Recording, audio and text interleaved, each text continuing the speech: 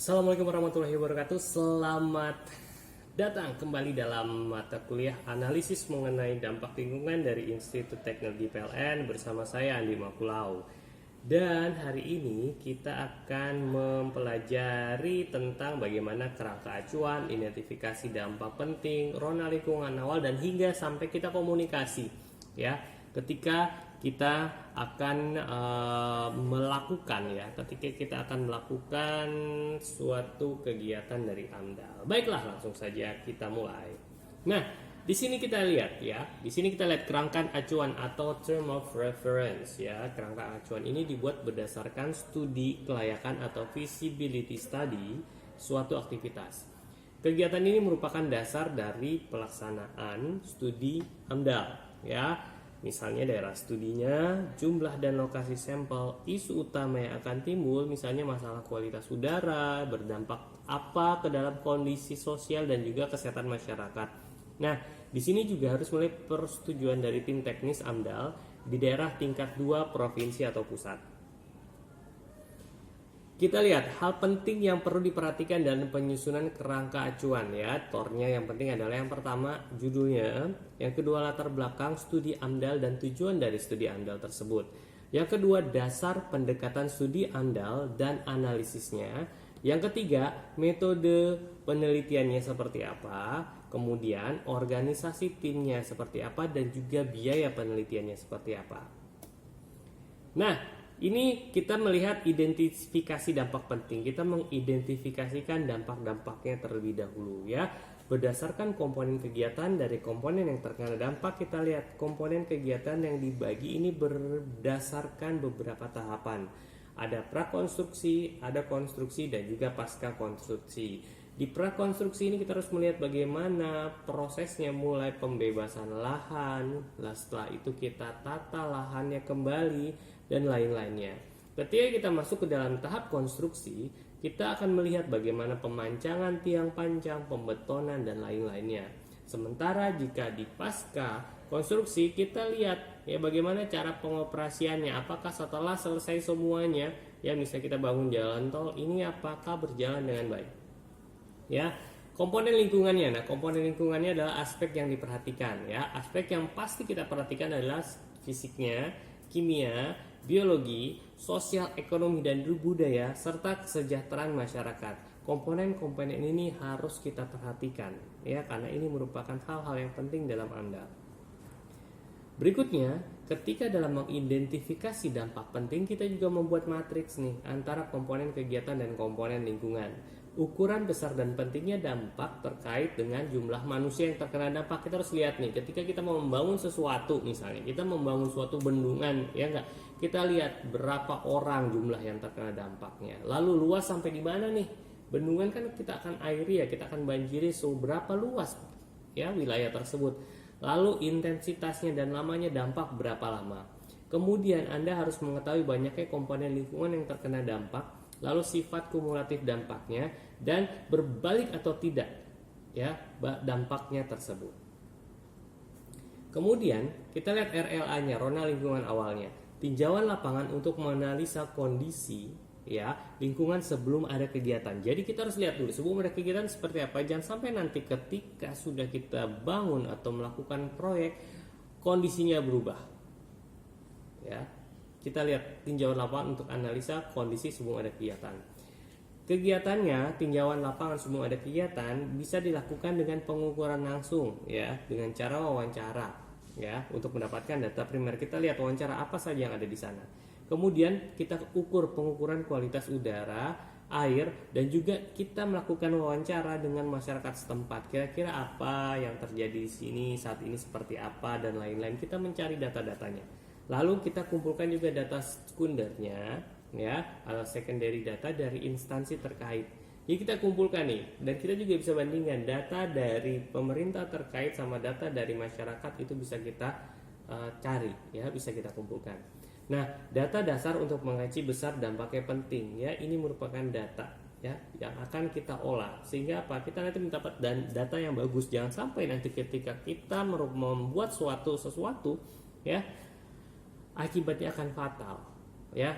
Contohnya lumpur lapindo, ya nggak? Kira-kira seperti itu. Jadi kejadian luar biasa, kejadian yang di luar dugaan. Nah, itu beberapa faktor-faktor yang akan terjadi, jangan sampai itu terjadi. Berikutnya kita prediksikan dampaknya. Prediksikan dampak ini yang pertama berdasarkan besaran dari komponen kegiatan. Berikutnya perkiraan besarnya dampak terhadap lingkungan secara kualitatif dan kuantitatif. Misalnya besarnya peningkatan konsentrasi pencemaran udaranya berapa dan juga luas sebarannya. Jangan sampai misalnya kita membuat kita membuat bendungan, ya enggak? Kita kira besaran dampak segini, yang daerah sekitar 50 km persegi gitu kan, atau 50 hektar ya kan, ternyata meluas banyak seperti Lapindo. Jangan sampai. Nah, berikutnya juga kita memprediksikan perkiraan besar dampak terhadap lingkungan secara kuantitatif dan kualitatif ya, misalnya besarnya peningkatan konsentrasi pencemaran ya. Lalu ada juga prediksi menggunakan metodologi secara ilmiah. Ya, tentunya secara ilmiah juga kita gunakan agar dapat diterima. Contohnya menggunakan model matematis atau kita pakai software yang ada di pasaran ya untuk melihat dispersi udara. Contohnya kita menggunakan dispersi Gauss.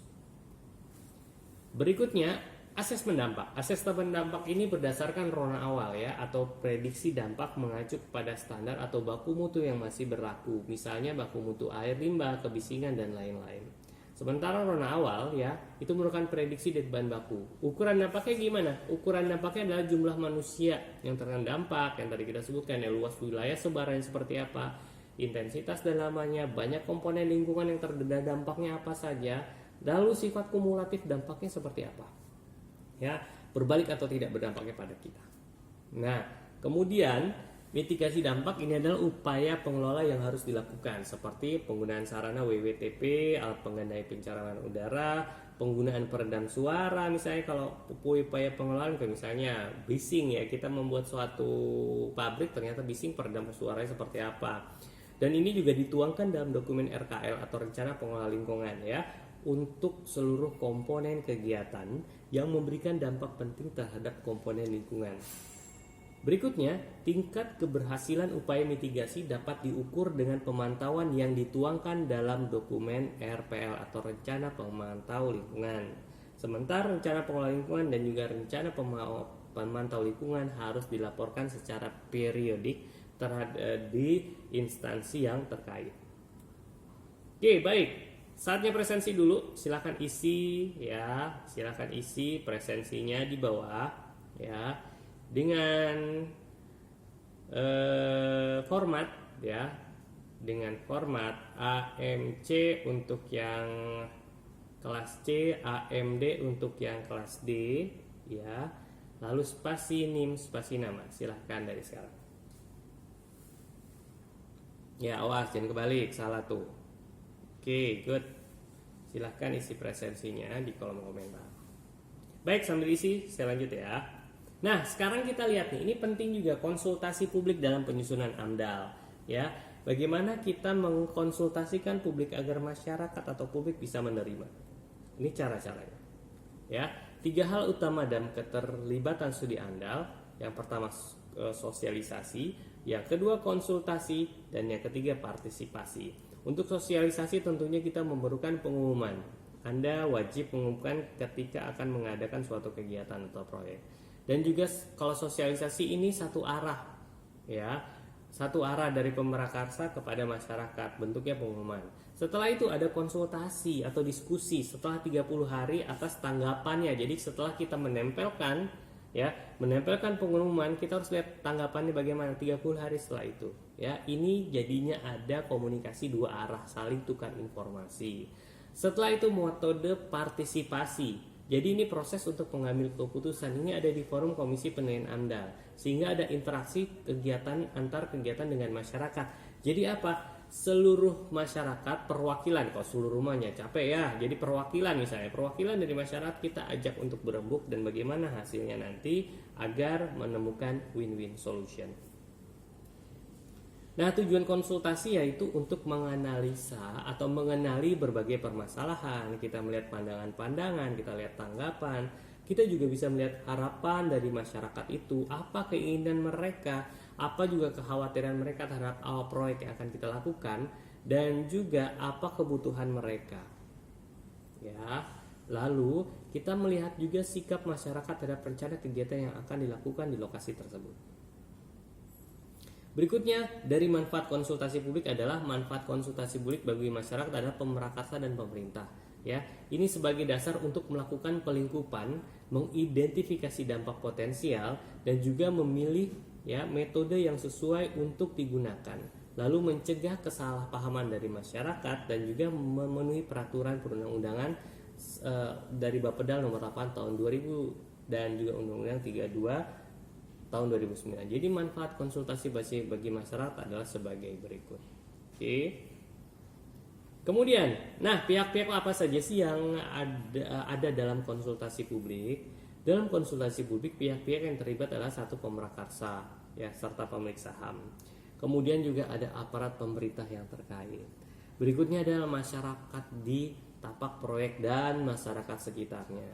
Ada juga LSM kita ikutkan, ya, jika diperlukan kita ikutkan. Lalu ada pihak lain seperti penyandang dana, sektor swasta, dan juga pentingnya akademisi. Karena apa? Akademisi merupakan orang-orang yang netral biasanya.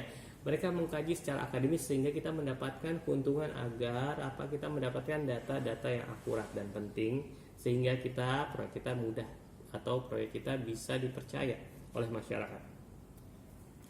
Nah, bisa kita lihat prosedur dalam proses AMDAL. Kita lihat ya, kita mulai dari pertamanya. Sebentar, saya highlight dulu. Nah, kita lihat pertamanya ini ada ya, terbagi 3. Dari pemrakarsa, ada sekretariat KPA, tim teknis dan komisi penilaian AMDAL, ada juga menteri, gubernur dan lain-lainnya. Nah, pertama kita umumkan konsultasi publik. Ada SPT dari pengumuman itu biasanya 10 hari kerja. Ya, 10 hari kerja kita hitung Senin sampai Jumat. Oke. Lalu ada penyusunan kerangka acuan, lalu kita mengajukan penilaian kerangka acuan. Setelah itu ada proses penilaian kerangka acuan, ini biasanya 30 hari kerja yang terdiri dari penilaian kerangka acuan oleh sekretariat KPA, lalu kemudian dinilai kerangka acuannya oleh tim teknis, kemudian diterbitkan persetujuan oleh ketua KPA. Setelah itu kita susun AMDAL-nya. Nah, di sini AMDAL disusun nih, rencana kita susun RKL dan RPL-nya. Lalu berikutnya kita mengajukan, setelah disusun kita ajukan permohonan izin lingkungan dan penilaian AMDAL ya, dan RKL dan juga RPL. Ini satu surat permohonan. Kemudian kita ajukan kembali tadi AMDAL yang sudah kita susun untuk dinilai penilaian AMDAL dan RKL RPL. Ini posisinya agak lama, sekitar 75 hari kerja termasuk 10 hari kerja SPT pengumuman. Jadi terdiri dari apa? Penilaian AMDAL dulu, dinilainya AMDAL-nya, RKL RPL yang kita buat dinilai dulu ya. Kemudian diumumkan permohonan izin lingkungan, kemudian dinilai lagi ya. Tadi dinilai oleh sekretariat KPA, sekarang dinilai oleh tim teknis ya. Kemudian dinilai lagi ya oleh KPA. Lalu setelah itu baru kita merekomendasikan ke KPA agar direkomendasikan layak atau tidak layak. Ya, ketika tidak layak langsung diputuskan ini tidak layak, tapi ketika layak ya, posisinya 10 hari kerja ini penerbitan keputusan kelayakan lingkungan dan juga izin lingkungan. Setelah itu baru keluarlah pengumuman izin lingkungan kita paling lambat 5 hari kerja setelah diterbitkan. Nah, itulah prosedur dalam proses AMDAL. Ya, mudah-mudahan kita bisa melihat dan bisa mengerti tentang AMDAL-nya. Nah, ini ya tahapan penilaian dokumen AMDAL nih, dari kita lihat ya, dari pemrakarsa dicek dokumen AMDAL-nya apakah sesuai dengan administrasi. Kalau tidak, lari lagi ke pemrakarsa. Jika sesuai, kita lihat sesuai dengan RT RW nasional, provinsi dan lain-lain. Kalau tidak, langsung ditolak. Tapi jika sesuai ya, langsung usaha kegiatan ya yang dilakukan, konstruksi dan lain-lainnya ya. Kemudian setelah itu ya uji tahap proyeknya, ya kan? Jika tidak ya kita lakukan ujinya nih, kualifikasi, konsistensi, keharusan, kedalam dan relevansi. Kemudian kita setelah selesai dokumen sesuai dengan persyaratan mutu ya, lalu kemudian baru lagi diuji administrasi lagi ya, di dilihatkan rencana usaha atau kegiatan disepakati atau tidak oleh lingkungan hidupnya, kemudian baru dokumen itu diterbitkan. Nah, tahapan perencanaan yang tadi ya, secara umumnya perencanaan umum, studi kelayakan, desain rinci, prakonstruksi dan konstruksi dan operasi. AMDAL ini disusun oleh Pemrakarsa pada tahap perencanaan suatu dan atau kegiatan. Ya, ini lihat nih dari kerangka acuan, AMDAL, RKL, RPL, dokumennya ada, lalu kemudian lokasi rencana usahanya bagaimana, ya, wajib sesuai dengan rencana tata ruang. Jika tidak sesuai dengan rencana tata ruang, dokumen AMDAL tidak dapat dinilai dan wajib dikembalikan ke Pemrakarsa. Nah, ini ya, bisa kita lihat bagaimana cara metode konsultasinya. Cara metode konsultasinya adalah ada menggunakan ceramah atau tanya jawab, ya. Kemudian ada juga diskusi panel dengan pembicara, ya, yang lebih dari satu orang. Ada diskusi kelompok atau juga focus group discussion atau FGD. Ini diskusi kelompok tapi kita arahkan yang terarah. Nah, kelebihan dan kekurangan ceramah nih, kalau dalam tanya jawab ya pembicara cuma satu orang dan itu harus aktif. Peserta relatif pasif, ya, dapat diselesaikan dalam waktu singkat, sekedar memenuhi persyaratan Anda juga, tapi kurang mendapatkan tanggapan secara yang akurat, jadi agak merugikan kita. Kalau diskusi panel, pembicara pasti lebih dari satu orang, dilanjutkan dengan diskusi, mempunyai peserta pasti jenuh, ya kan? Karena apa ya? Karena orang ngomong terus di depan. Diskusi kadang tidak terfokus, ya. Kadang meluas karena terlalu banyak orang yang ngomong. Tanggapan hanya terhadap pembicara tertentu dan sulit untuk disimpulkan menjadi dampak prioritas dalam kerangka acuan Anda. Kalau diskusi kelompok, pembicara biasa tunggal karena ketika dari kelompok-kelompok ya, kita bagi-bagi kelompok berdasarkan kondisi sosialnya. Ya, jadi kita kasih kelompok A membahas tentang sosialnya, kelompok B membahas tentang ekonominya, kelompok C membahas tentang lingkungannya dan lain-lain. Ya, jadi per kelompok. Ya, pembagian kelompok tadi berdasarkan kondisi sosial masyarakat peserta juga. Jadi masing-masing ada profilannya. Lalu perlu narasumber untuk setiap kelompok. Ya, aspirasi setiap kelompok dapat terdeteksi kita lihat ya. Dan dampak hipotesis kerangka acuan Anda terbagi berdasarkan kelompok-kelompok tersebut. FGD hampir sama ya. Ini dapat memperoleh informasi secara cepat. Tanggapan suatu kelompok tidak terpengaruh oleh kelompok lainnya. Jadi kita bisa fokuskan ya. Masyarakat lebih punya kebebasan menyampaikan pendapatnya sehingga kita bisa mendengarkan apa sih aspirasi masyarakat. Kemudian harapan dan tanggapan bisa lebih mudah disimpulkan dan juga memudahkan metode untuk Anda. Oke, baik. Saya rasa sekian dulu untuk pertemuan minggu ini. Kita akan lanjut langsung ya. Kita akan lanjutnya di Microsoft Teams untuk diskusinya lebih lanjut, untuk tanya jawab dan lain-lain. Saya ucapkan terima kasih banyak kepada kalian semua yang sudah hadir di sini. Dan tetap semangat, tetap jaga kesehatan. Sampai ketemu lagi dalam pertemuan berikutnya. Jangan lupa kita kembali ke Teams ya. Wabillahi taufiq wal hidayah. Wassalamualaikum warahmatullahi wabarakatuh. Salam.